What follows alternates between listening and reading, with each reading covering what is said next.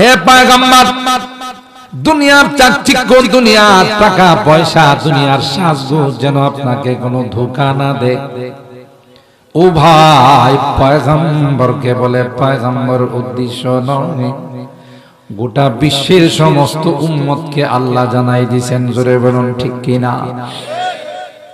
লা ইয়াগুররান্নাকা তাকাল্লুবুল লাযীনা কাফারু ফিল বিলাদ মাতাউন কালীল সুম্মা মাওয়াহুম জাহান্নাম।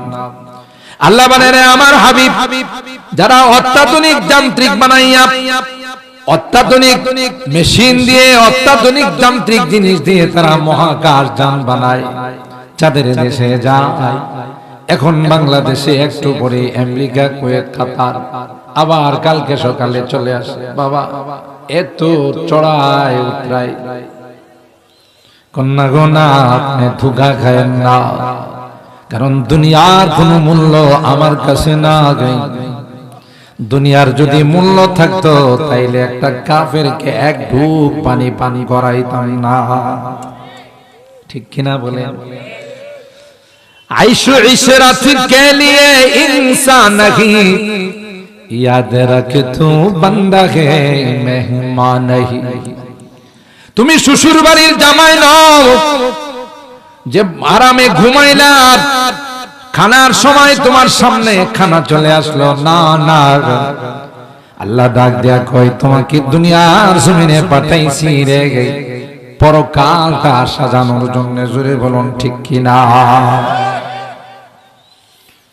जगह जी लगाने की दुनिया नहीं है, जगह जी लगाने की दुनिया नहीं है, ये इबारत की जा है तमाशा नहीं है। खेल तमाशार জন্য আল্লাহ দুনিয়াতে পাঠান নাই। আল্লাহ বলেন, ও হাবিব, যারা দুনিয়াতে তামাশা করে, আমোদ ফুর্তি করে, মদের আসরে যায়, নারীবাজি করে, এদের সাথে ইমানদারদের কোনো তুলনা নাই। এরা তো দুনিয়াটা তাদের জন্য জান্নাতুল কাফির। ওমা লাহুম ফিল আখিরাতি মিন খালাক, পরকালে তাদের কোনো অংশ নেই। মৃত্যুর সাথে সাথে তাদের শাস্তি শুরু হয়ে যাবে।